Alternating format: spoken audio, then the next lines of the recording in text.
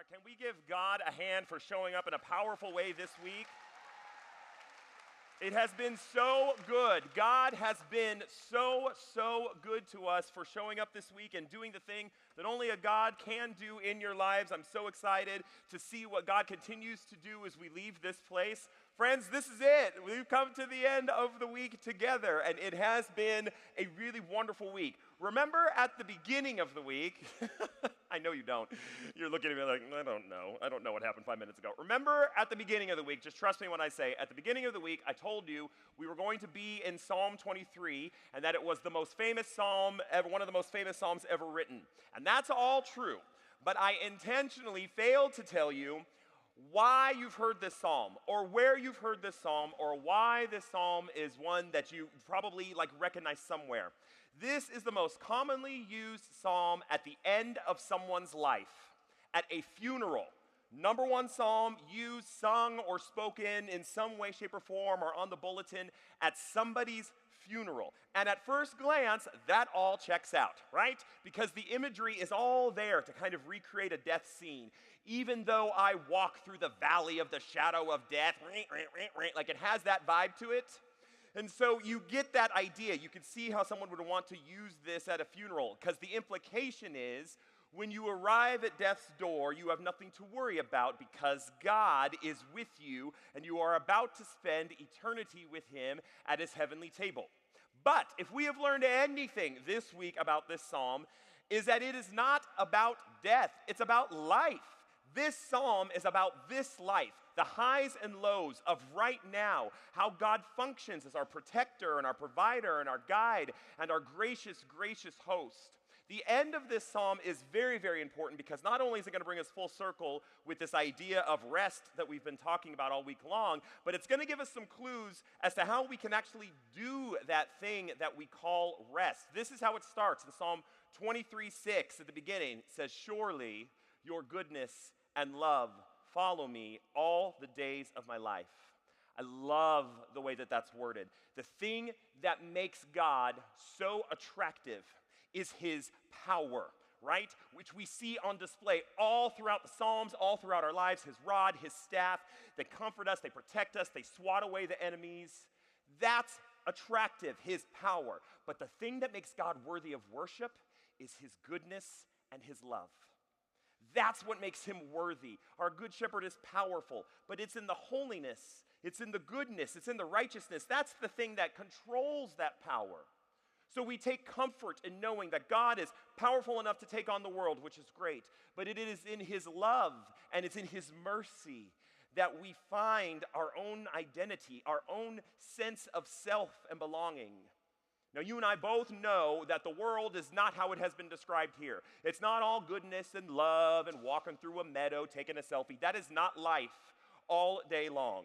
You know that, but it's interesting because David is so confident here that God is who he says he is. He actually uses the word surely before he talks about his goodness and love. It's almost like he's saying, but of course, his goodness and love will follow me all the days of my life. How is it that David can be so sure of that? How is it that he is so sure? That's interesting to me. I want you to think about all that we've been through on this journey through Psalm 23. We've been sheep under the good shepherd, and we've been to the green pastures, and we've been to the quiet waters, and we have been to the shadowiest of shadow places, and to a banquet in our honor. And all the while, through all those moments, our God has been with us. But this is not the first time that God has been a good shepherd to his sheep. When the Israelites were slaves in Egypt, their faith was constantly under attack by the culture. And many of them succumbed to the pressure to become or conform and become just like the culture that they were living in. Does that sound familiar to anyone? So when they escaped Egypt with God's help, he provided for their every need. While they were on their way out, he brought them to still waters. Literally, he stilled the waters of the Red Sea so they could pass. While they wandered in the desert, known as the valley, he gave them their daily bread, so much so that Jesus makes a prayer out of it in the New Testament. He made sure that they made it all the way to the green pastures of the Promised Land. He's been doing this for a long time. And one of the reasons that David can speak with confidence about the Lord's goodness and love is because he knows that God has done this in the past for his other sheep. In other words, he has seen God work before. So he has faith that God will do it again. And that, my friends, is what faith is all about. It is better to believe in a God who can and sometimes won't than to believe in nothing at all. It's better to believe than to believe in nothing. So we trust in the words of Jesus in John's Gospel, chapter 16, when he says, I have told you these things so that in me you may have peace. In this world, there's going to be trouble, but take heart. I've overcome this world. So we move forward in faith, assuming the best about God and not the worst about God. For surely his goodness and his love is going to follow us all of the days of our lives. And then we arrive to the end of Psalm 23, this triumphant moment, and I will dwell in the house of the Lord forever. As we know and we learned yesterday, God has prepared this table for us in his house, and it is so good in his house that we find everything that we are looking for in this place. So what would it look like to dwell in the house of the Lord forever? And I don't mean like forever as in heaven, which is going to be a thing. I mean forever as in now, tomorrow, next week, 365 days from now, before we meet again. What does it look like to dwell in the house of the Lord forever, right here on earth? I want to give you 3 things, because these are really important things. You're about to leave this place, and you're about to go and have to deal with all the things that are there, and I want to make sure we have something that we can work towards, small steps that we can take to dwell in the house of the Lord forever. Let me explain to you what the house of the Lord is like and what it looks like to dwell in the house of the Lord. The house of the Lord is where you're going to find God. The house of the Lord is where you can approach God, and when you approach him, you'll find him. And where you find God is where you're going to find yourself. Jesus says it like this in Matthew's gospel: ask, and it will be given to you. Seek, and you will find it. Knock, and here comes the door open for you. For everyone who asks receives, the one who seeks finds, the one who knocks, the door will be opened. To dwell in the house of the Lord means to have access to him, for his presence to be everywhere, to be around you always. To dwell in the house of the Lord is to never be far from God. So as you leave the green pastures of this experience, you're going to notice some change in your life, some things that God has done here in this place. And you're also going to find that you might still have some work to do, that some things don't change overnight, that some things remain the same. All of the problems you left at home, they're waiting for you. They're on your doorstep. Your brokenness, your hurt, the incompleteness of life, it's all there. And as sheep, under the care of a good shepherd, we're prone to wander, which is why we need constant care all the time. So you too might be prone to wander in the next year. But remember what you have learned here this week. In the house of the Lord, God has prepared a table for you. And not just prepared a table for you, but he has prepared a table for you in the presence of your enemies, which means you do not have to be perfect and complete to come have a seat at the Lord's table. You can actually dwell in the house of the Lord right now in your current situation. Right now in this life, you can dwell in the house of the Lord. And here's how we do that. We have to get better at acknowledging the presence of God in everyday life. In everyday life, we need to see the little ways that God is revealing himself to us, showing us that he loves us and that he cares for us, that he hasn't left us, that he hasn't forsaken us. Things like the unexpected encouragement from a friend. Wow, that came out of nowhere. That's not an accident or a coincidence. It's God. Answered prayer, the blessing of spending quality time with the people that you love, someone covering your shifts at work. These are all little ways that God shows you that he's around, that he's still at work in the presence of your enemies. In fact, right in front of them. He's still preparing a place for you. That's what you find in the house of the Lord. The second thing that you find when you're in the house of the Lord is rest. The house of the Lord is where you go to find rest. Here's the reality. I don't understand most of the things going on in the world. I don't understand what God is doing in the world, but I trust him. And I trust Jesus Christ when he says in Matthew's gospel, "Come to me, all of you who are weary and heavy burdened, and I will give you rest. Take my yoke upon you and learn from me, for I am gentle and I'm humble in heart, and you're going to find rest for your souls, for my yoke is easy and my burden is light." We talked about this on day one. A yoke is a farmer's reference. It's the idea of being able to be shouldered oxen coupled together as they plow fields. Here's the thing about a yoke. It's incredibly heavy and it's incredibly burdensome. You know, like life. Incredibly heavy and incredibly burdensome. Jesus didn't escape the hard life, but somehow in the midst of life, he found opportunities to rest and refresh. And he expects us to do the same, but you can only do it when you are dwelling in the house of the Lord. So I want you to try this. I want you to try to make time every day to be still and to talk with God. We took intentional time this entire week. For some of you, that is a very comfortable rhythm. For some of you, you were like, "Oh, I'd rather chew off my own arm." It was a lot. I get that. I understand that. 5 minutes. I'm asking for 5 minutes. Just try it. Let's just see what happens.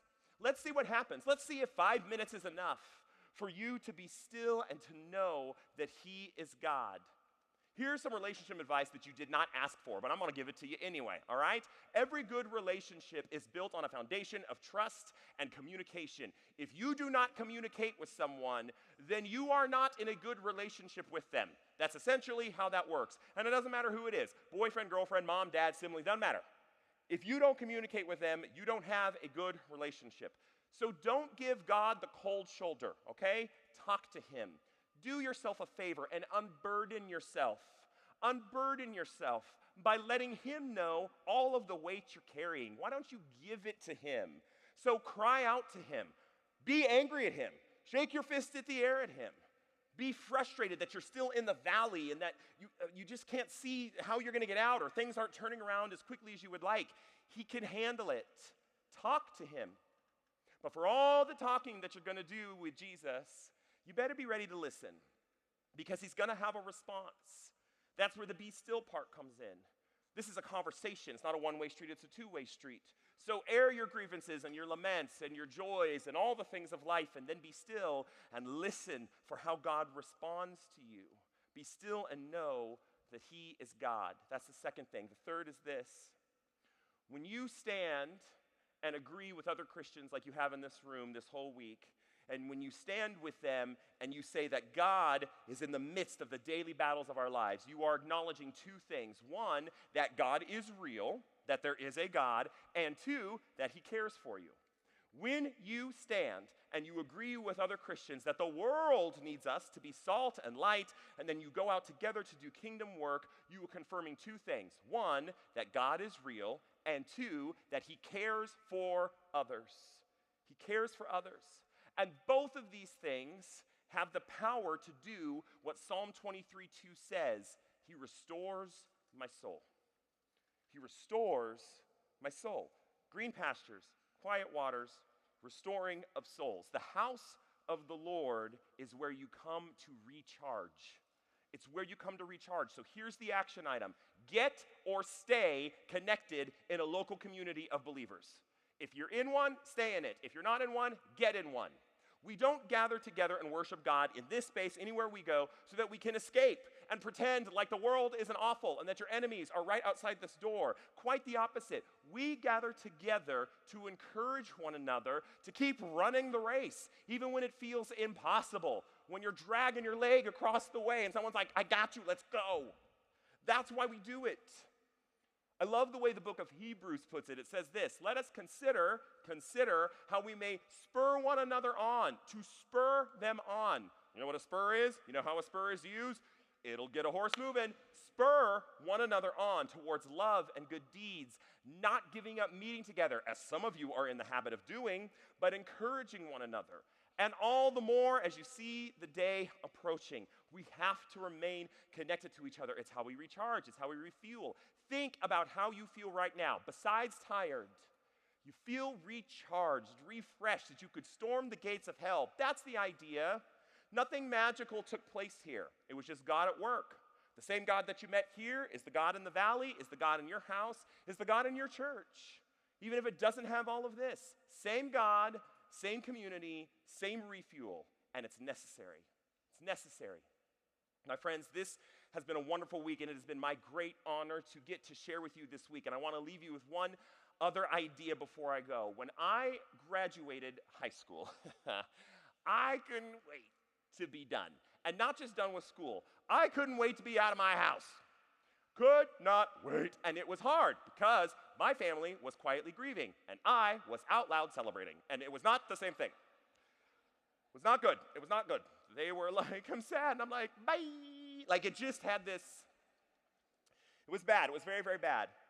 And I got to college and I loved it and I did all the things. But there would be these moments where like I would be in someone's house and a smell would like remind me of home.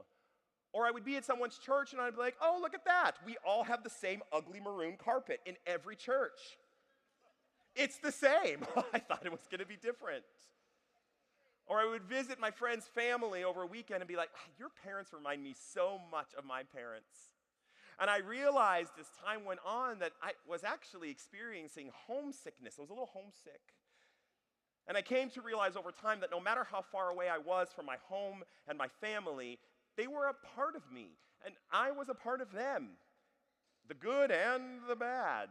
We were connected, linked forever to each other. My identity is tied to them, and when I am away from them from long periods of time, I feel off. There's not another word for it. It's sad or angry or I'm just off. I'm not 100%.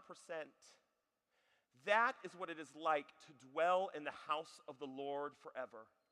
That's what it feels like. Your identity is tied to God, and when you're away from long periods of time, you're off. Because the house of the Lord is where you're supposed to be. So do yourselves a favor in this life. Don't spend the rest of your life being homesick. With God, you can always come home. Always. So remember, my friends, the Lord is your shepherd, and you have all that you need. Can I pray for you? Heavenly Father, thank you so much for these young people. Thank you so much for this amazing week.